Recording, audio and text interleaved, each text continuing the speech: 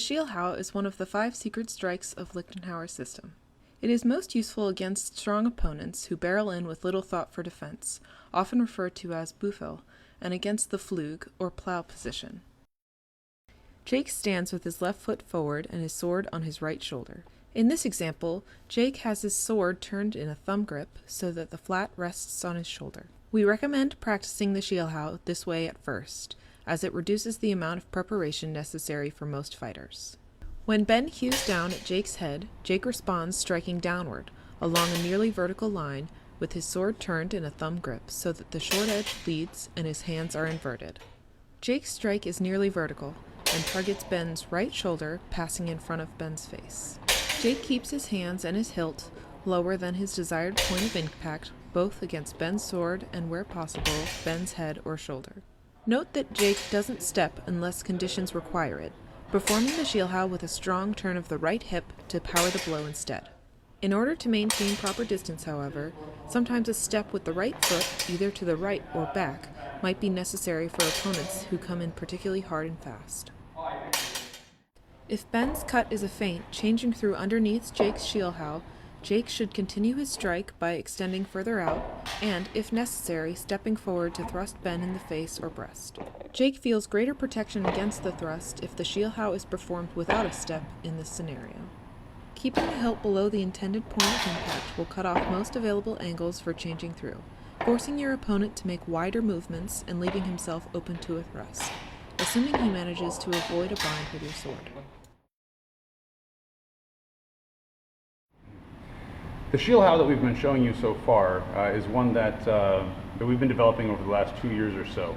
But that isn't to say that this is the only Schielhau or the only way to do it. There's a lot of different versions out here, and like most techniques throughout the historical European martial arts community, there's a lot of different variations. So this is one, and we've pulled the inspiration for this primarily out of Lefouchner's Messer. And so we're going to show you real quickly what that is and how it is that we were able to pull our Schielhau for the longsword out of it.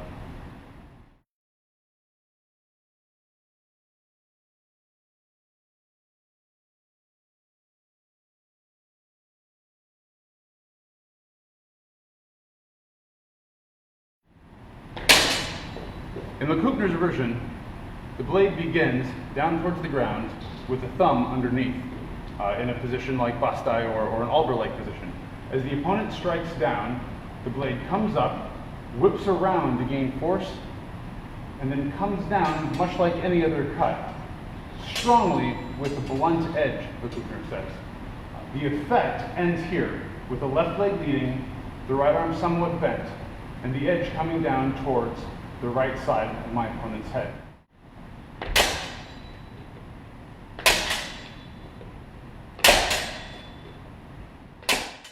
Now with the longsword, because it's a two-handed weapon, we don't need to whip it around the same way that we whipped around the Messer.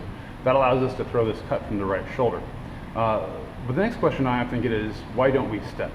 There are 2 cuts in the German system that don't specify steps sort of conspicuously. They would be the Zornhau and the Schielhau. Both of these share some commonalities in their uses. Both are used as defenses against Oberhaus. Both are used as a flinch response for that reason. And so the addition of a step adds time. It also increases measure, which isn't necessarily something that we want. Or worse yet, we would step towards the opponent and decrease measure, which we also don't want for this kind of a defense. Lastly, by standing in a stable fashion with the right leg behind, it gives us more solid grounding, more structure to support the position that we're in and to withstand the blow of a powerful opponent, like the Buffel that Liechtenauer refers to in the Zettel.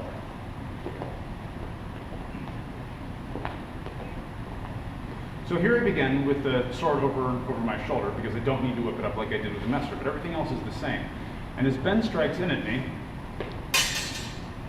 I push out with my right hip, generating the sort of core energy that I need. And the sword is fairly projects somewhat out of my center, so that it harnesses that energy in the core. The blade is also coming down vertically. Because my right leg is towards the rear end, his energy enters in here, strikes the blade, moves into my hand, through my arm, down through my skeleton, towards the rear foot in this location. If I was stepping out in this way, that same energy would drive into the shoulder and would cause me to begin to fall over, which is why in Schielhau and in Schielhau, we leave this leg back. The other issue is that of measure. If I step backwards, I might have defended myself, but I haven't sufficiently threatened him, and I definitely haven't hit it. If I step out to the side, as we demonstrated several times in the earlier video, I might get further away from the blow, but I run the risk of unbalancing myself without a sufficient step behind. So I want to be conservative with my steps. The biggest thing though, honestly, and you'll see this as you watch fighters, is that this happens very, very quickly. 1 minute I'm standing in bum tag, and the next minute my opponent's attacking me. Right? So I don't have a lot of time to work in complicated footwork or whatnot. So instead I flinch like this. And I hit him in the ear. If you look at the range at the final impact, it's going to look a lot like our messer drawing in the book.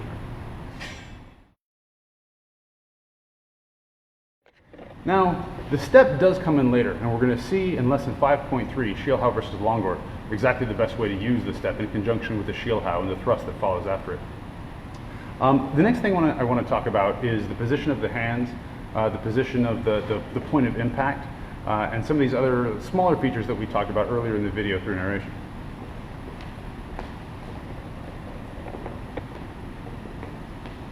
When performing the Schielhau, as the opponent strikes and we deliver the blow, we want to initiate with our hilt on our hand lower than the point of impact against the opponent's blade. This provides structure and strength and allows our blow to cut downward forcefully and actually hew into the opponent, as opposed to an approach where the blade comes high and then falls and chops down, which is very common in many Schielhau interpretations. So we want to avoid that. We want our impact to be forceful, and we achieve that by keeping our hands slightly lower than the point of impact. The second issue is one of targeting. I'm going to shoot for Ben's right ear or right shoulder, like this. Now it could happen that I blast through very strongly, as I did just now, in which case I end up shaving off Ben's ear, or striking him in the shoulder, perhaps locking him in the neck. This isn't too bad of a thing. On the other hand, should Ben strike very forcefully, I'll end up just hitting him in the head instead, his energy doing very little to completely clear my weapon out of the way. On the other hand, if I targeted straight down the center of his head with a light cut,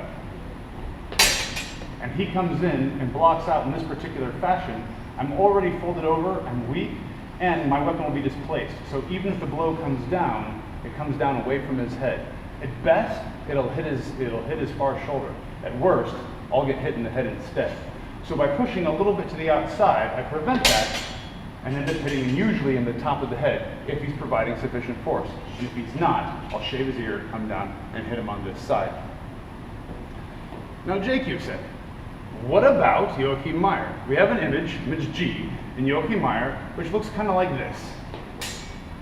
Right? And there's some debate about whether the foot is here or up in the air. But whatever the case, Meyer's hands are very, very high in this image. Why does he do that? Well, there's a lot of potential reasons. I think one of the reasons is Meyer's not trying to stab the other guy in the face. If you look at the image, at first it looks like the blade is going into his opponent's face, but really I think he's shooting past the ear. If we perform this technique without masks, and you can see I've made Ben put his mask on, every time I perform this technique, there's a strong chance that I'll end up stabbing him in the face, which is a feature if you're preparing for Ernstfechten, but it's a serious problem if you're practicing this technique without a helmet.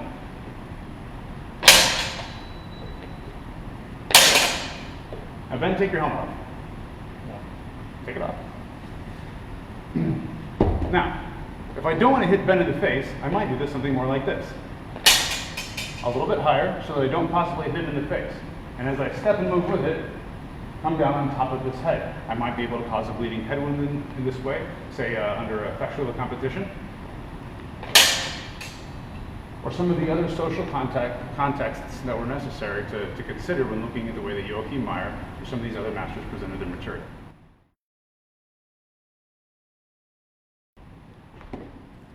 Drill this by beginning with Ben attacking several times to gauge distance and targeting. After the 5th strike, begin countering with the Schielhau.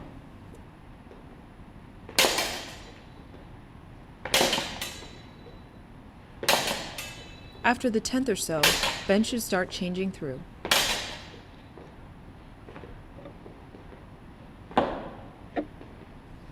After 5 of those, Ben should begin mixing it up, sometimes striking true, sometimes failing and changing through.